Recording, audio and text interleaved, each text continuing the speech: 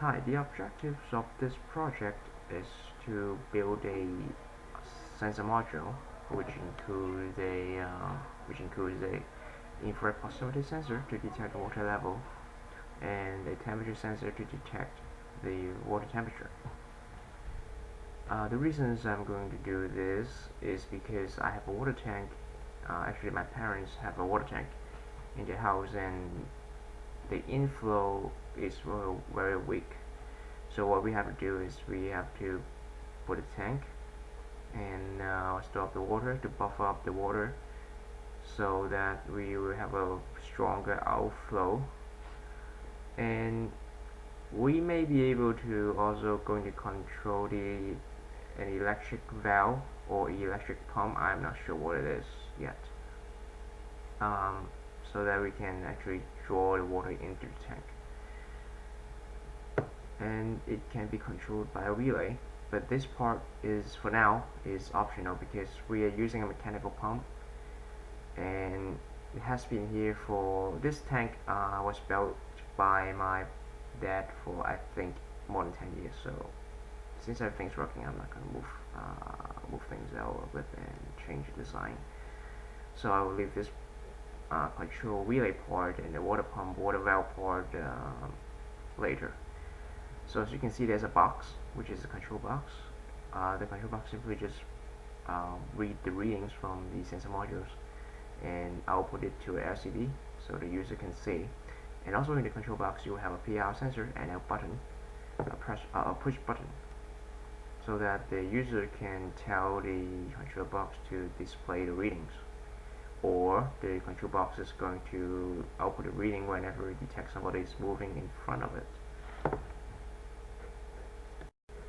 The sensor module is made out of a black box. The black box is the housing for the IR proximity sensor.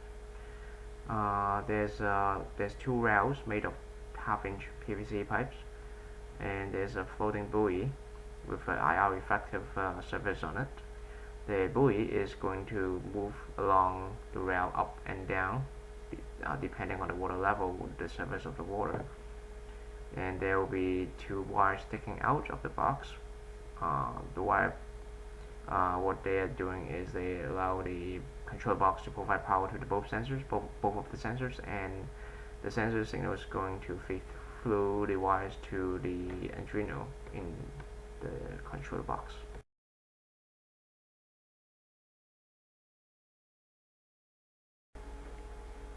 As you can see, the dimensions of the sensor module. The rail is 400 millimeter long, and this is a half-inch PVC pipe, as you can see from the top view of the sensor module. The IR infrared sensor, which is composed of a infrared LED and a PIN photodiode, which they located in the center of the sensor box, or the project enclosure. Inside the project enclosure, you have the power NMOS and as you can see, as I said before, the two the IR LED and the pin photodiode. The power MOSFET is used to drive the infrared LED, and the gate is controlled by of course the Arduino, which is 18MK328 or 16H, whatever you want. The buoy has a reflective surface on it, and this is located between the two PCBC valves. And through the whole of the valve, I put the temperature sensor out of it, so it actually should point down, but from the sensor module, it should be submerged in the water. Usually, the water sealed, waterproof temperature sensor is made out of a anti-seize thermistor and a 10K resistor. The anti-seize thermistor is actually 10K, so two of them together give you a voltage divider. So at room temperature, 25 Celsius, you should read around 2.5 volt. So after I hook it up, I put 3 wires out, as you can see in the schematic later. What I did is I put air pops in and then put a heat shrink tube, and then I heat the heat shrink tube up and wait for the poxy to dry, so I have a waterproof, or what is it, temperature sensor. The next thing is the box. Okay, the box, let's see. The box has a LCD module, of course, and the Arduino is below the LCD module, and the power supply going to the 9-volt input, or the, I don't know, that wasn't 9-volt, sorry.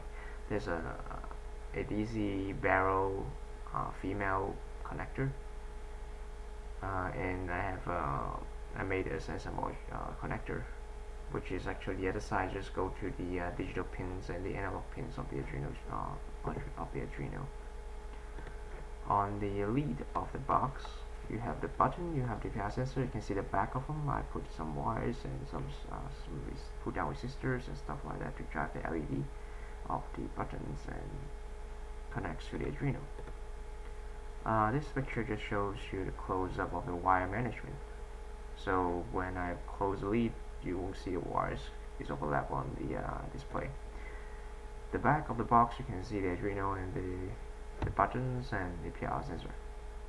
The next videos I'm going to show you guys in 3D animation of how this is set up in the actual application.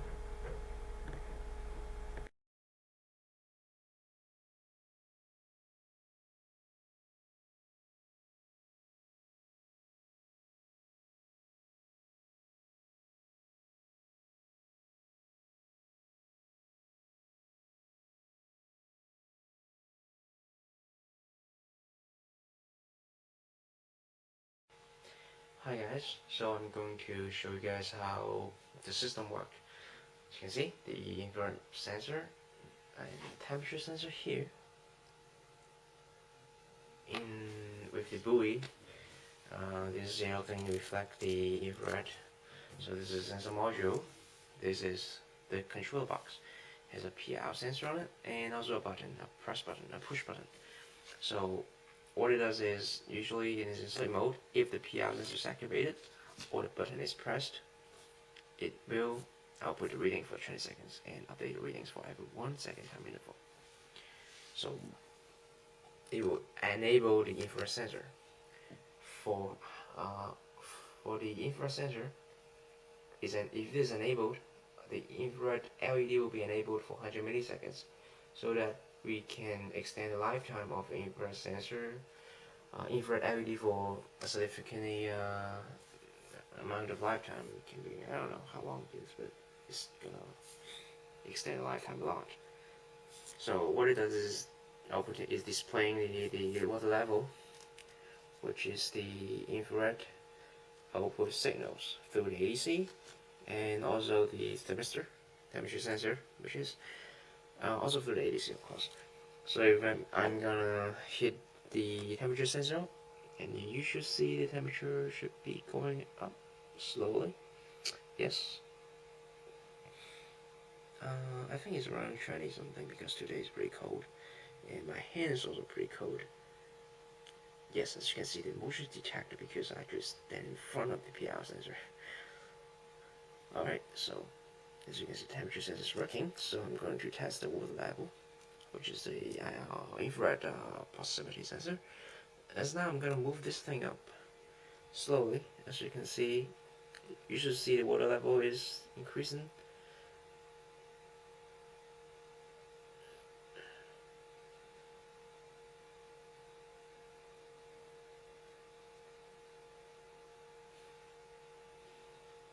If I drop all the way down here, it should read 250 or something like that.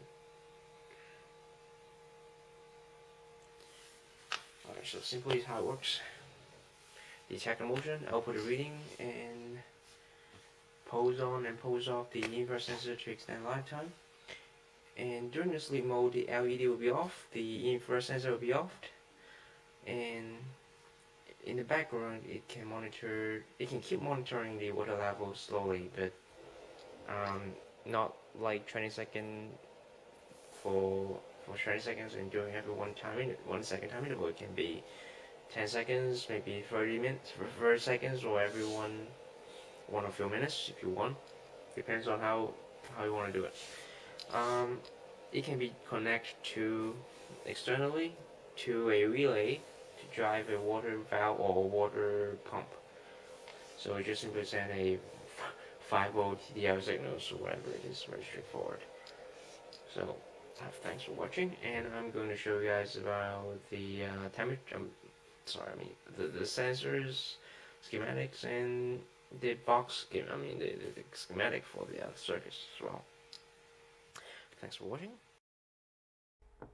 So this is the calibration for the IR proximity sensor.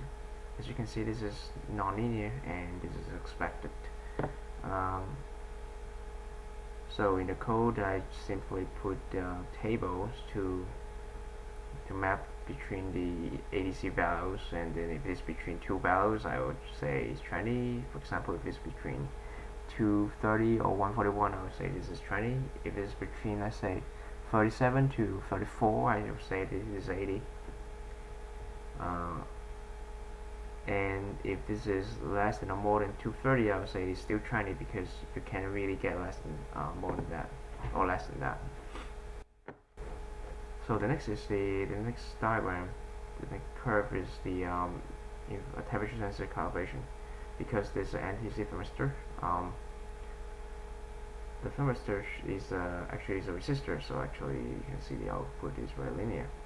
So to solve for the equation, which is just to solve the temperature, is just simply solve for the equation of the slope equation. So in the program, you just simply use this equation to calculate temperature. You don't have to map a table or something. So the software, well, you can write in two ways. You can either use a finite state machine, or you can just simply use a linear program flow. So the finite state machine, you can simply has 3 states. First stage is the is idling. The second stage is to read for data for 1 second and then keep jumping back and forth until 20 times, 30 times, whatever you like. And then once it's done, and then just go to the power saving mode to turn off the LEDs, turn off the IR or infrared LED or whatever it is, do whatever you like, and back into the idle mode.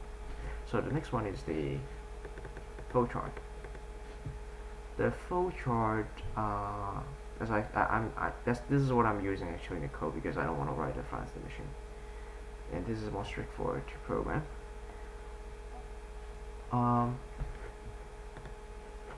The first thing is to disable the LCD, and which is going to the idle mode, and then initially it doesn't do anything at all, because I'm not even going to drive the relay or going to do any water pump control or anything.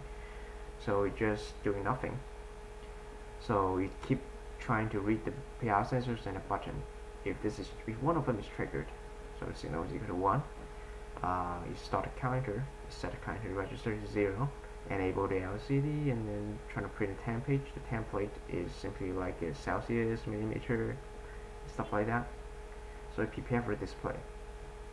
So first, this is going to enable the infrared LED, and once the infrared LED will be enabled for 100 milliseconds. So, and after it is enabled, it will get the ADC values. So it reads to the ADC A0, A1, or A1, A2. Yes, A1, A2 is what I use actually. I leave the A0 out, and A1 whatever.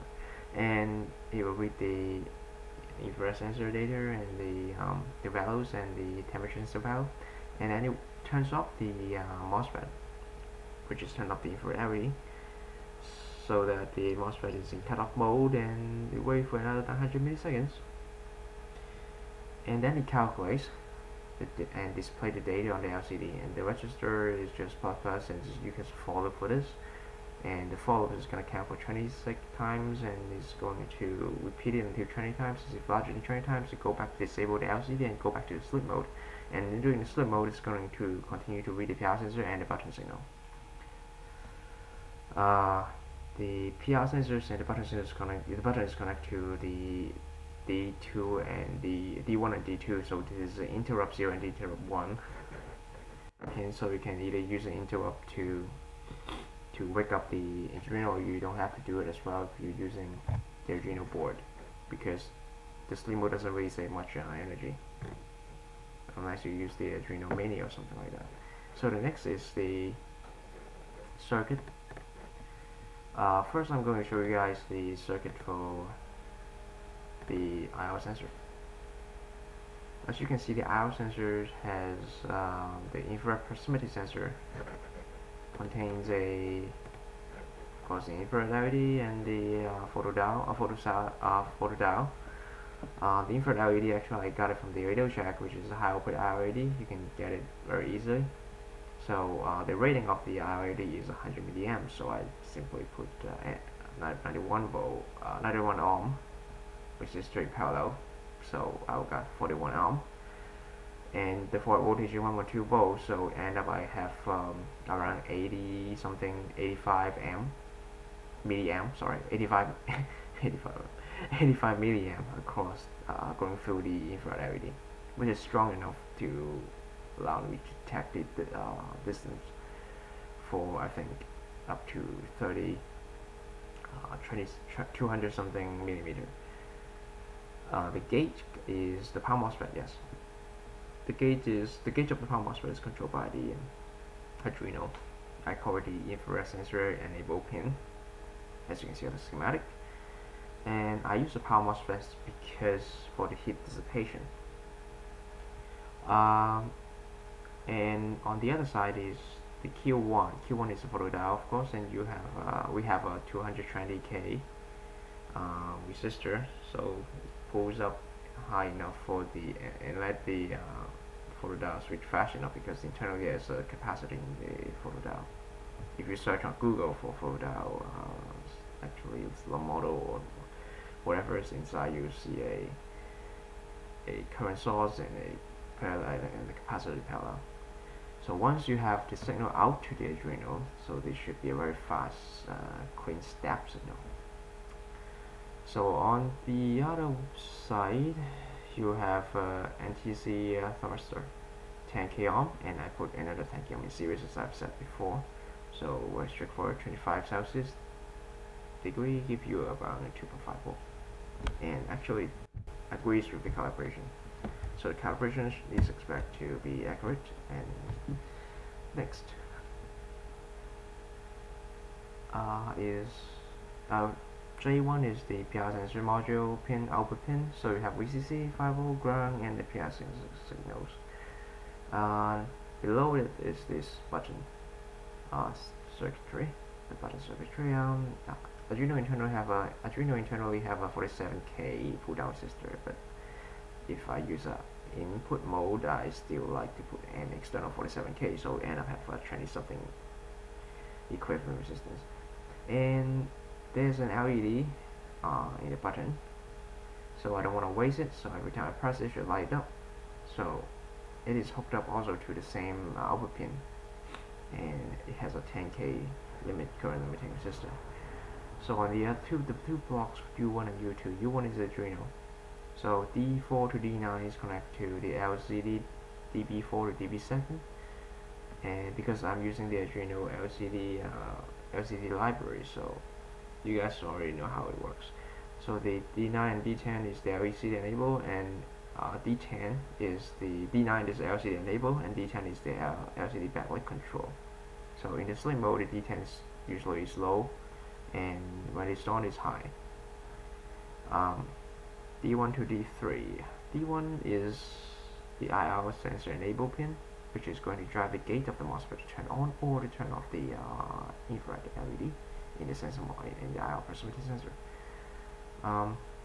There's two analog input, A2 and A3. So it reads the infrared signals and also read the temperature sensor signals through the ADCs. So it's simply how it works. And you simply just need a little bit of circuitry, a button, a PI sensor module, and LCD modules, some resistor for pull down, for divider, for signal handling, and stuff like that. Thanks for watching, and I hope you guys, if you need any of this circuitry, feel free to ask me. If I have time, I think I'll answer. If I don't, Please forgive me, I'm pretty busy lately. So thanks for watching.